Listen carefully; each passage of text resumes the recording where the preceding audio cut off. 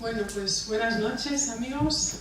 Aquí estamos otra vez en la sede de la Fundación AISGE, que amablemente nos cede su sala para celebrar este acto de presentación de nuestro nuevo libro publicado, Piedras Azules. Merlín Mermelada, que es la editorial, continúa con la labor de difusión de la cultura, pero con esa cultura hermosa que queremos que se refleje en la sociedad que actualmente vivimos. Entonces, en este acto nos acompañan Abel Martín, director general de AISGE, que nos va a comentar el prólogo, ya que él ha sido el autor, en este caso, de él. Victoria Zamora, que nos va a dar una breve charla, pero bastante instructiva e interesante sobre la educación. Y María Jesús Agüero, que nos va a deleitar porque lee los poemas como nadie y nos leerá algunos poemas de este libro. Siguiendo nuestra línea editorial, quería deciros unas palabras que he leído que me han parecido, pues como os comento, que están en la línea editorial de Merlín Mermelada. El bien siempre tiende a comunicarse. Toda experiencia auténtica de verdad y de belleza busca por sí misma su expansión. Comunicándolo, el bien se arraiga y se desarrolla.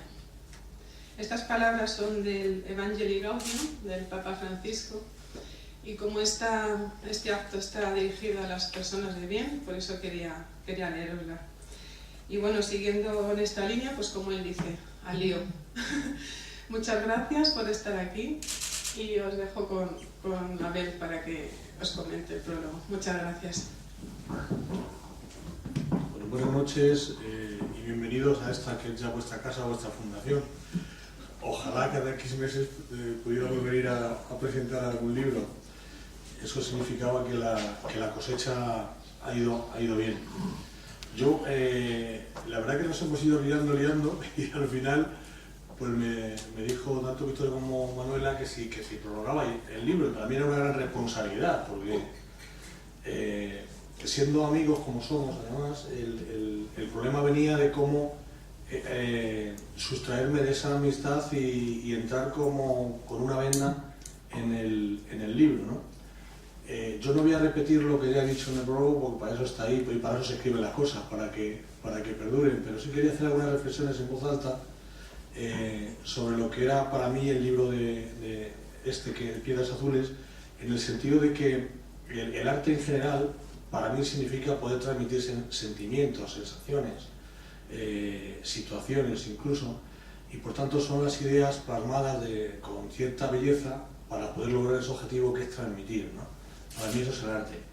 En este caso, Piedras Azules, que como sabéis es un libro de juventud del autor, está ambientado, si esto fuera una película, en los años 70, pero en realidad cuando los sentimientos son profundos y las ideas también lo son intemporales, porque realmente los problemas que había en los 70 en cierto modo siguen existiendo o son casi los mismos.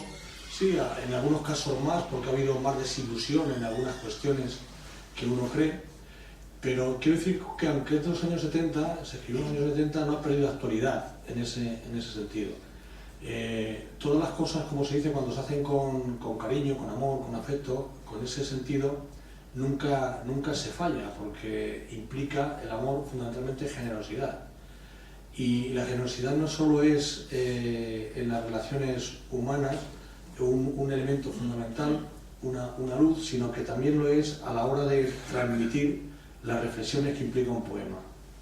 Yo creo que con la sinceridad, la generosidad, los poemas, si tienes capacidad para ello, para poder expresar eso, fluyen.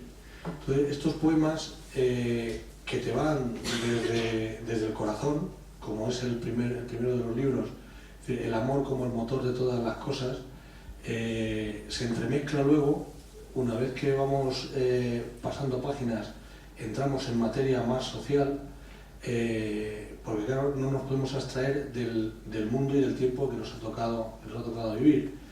Entonces, por un lado tiene poemas de gran belleza neutral, podríamos decir, y otros, sin embargo, muy implicados en el contexto histórico, sociológico y político que fueron los años 70, que, como digo, guardan cierta similitud con los tiempos anteriores, ¿no? Una necesidad, una crisis, en cierto modo, incluso estructural, una necesidad de buscar nuevos caminos, nuevos horizontes, y también hay un libro dentro del libro, un capítulo, que se llama El Camino, ¿no? Entonces, esa constante búsqueda de la verdad, de la realidad de las cosas, normalmente, y como ya nuestros místicos, Santa Teresa, San Juan de la Cruz, etc., hicieron en su momento, se buscan en las cosas sencillas. Al final, la verdad inmutable, la que siempre está ahí, es la de la naturaleza de las plantas, digamos, de los animales, pero la naturaleza humana también.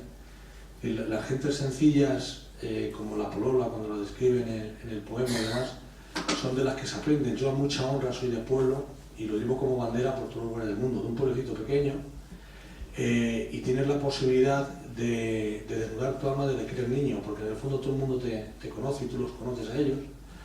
A mí me pasa algo curioso. Yo cuando voy a mi pueblo, probablemente en el cementerio tenga más conocidos que vivos están en el pueblo.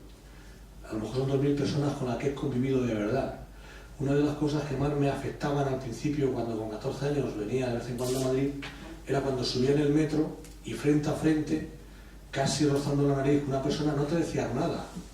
Cuando en un pueblo te sale de natural, hasta luego, ¿dónde vas? O sea, hay una implicación. En un pueblo se puede convivir con las 200 o con las 2000 personas que conviven, se convive casi todos los días. O se relaciona uno con más gente que una ciudad. Entonces ahí, como yo he bebido las mismas fuentes, que son las fuentes de la felicidad de mi infancia, con mis abuelos y con todo el entorno que me dieron, que me regalaron, en cierto modo, pues valoro mucho varios de los poemas que aquí hay, porque en la sencillez de las cosas está también la verdad y la felicidad. Es decir, hay muchas críticas transversales dentro del libro, pero no todo es pesimismo. O sea, la crítica no tiene por qué hundirnos siempre en la desesperanza, sino que hay motivos y estamos un poco a tiempo para poder revertir las cosas. Esa es la gran conclusión que yo saco. Es decir, tenemos que ser conscientes de la realidad para poderla transformar, en cierto modo. La realidad que es transformable, porque hay otra que ahí está, que lo que hay que hacer es disfrutar de ella y no destrozarla, ¿no? Como hace el ser humano con el medio ambiente, o con el ambiente entero, en el sentido de que no nos estamos cargando el planeta, como dicen, nos estamos cargando la vida en el planeta, que es otra cosa. El planeta seguirá existiendo como una bola sin vida, probablemente. Lo que vamos a desaparecer somos nosotros, sobre la faz de la Tierra, que eso es otra cuestión aparte. Entonces, hay pocos animales como el ser humano que sea capaz de devorarse y de destrozar su hábitat y su entorno. Eso no solo en cuanto a la naturaleza, sino también en cuanto a que somos personas que vivimos en sociedad y que necesitamos de unas reglas justas, de unas normas justas, porque las leyes, desgraciadamente, ni nacen justas ni se aplican tampoco con justicia. Eso es lo que nosotros pensábamos, que las leyes solucionaban los problemas y que nacían con justicia, y no es verdad. Hoy día los poderes que dictan las leyes no es el poder de verdad, sino el instrumento a través del cual el poder económico dicta sus reglas. Cuando se dice que fulano se ha hecho rico y cumpliendo la ley, eso es una contradicción en sí misma, porque si ya se ha hecho rico cumpliendo una ley, es que la ley es injusta en sí misma, y lo más probable es que no la haya cumplido además, ¿no? Entonces, esa realidad, visto de otra manera, también la destaca el libro en las luchas sociales que había, como digo, en los años 70. La gran diferencia es que yo creo que desde el punto de vista democrático se ha sofisticado de tal manera esto, en cuanto a perversión de las propias normas que rigen la convivencia en sociedad, que en los 70, por ejemplo, todavía se hablaba de lucha de clases.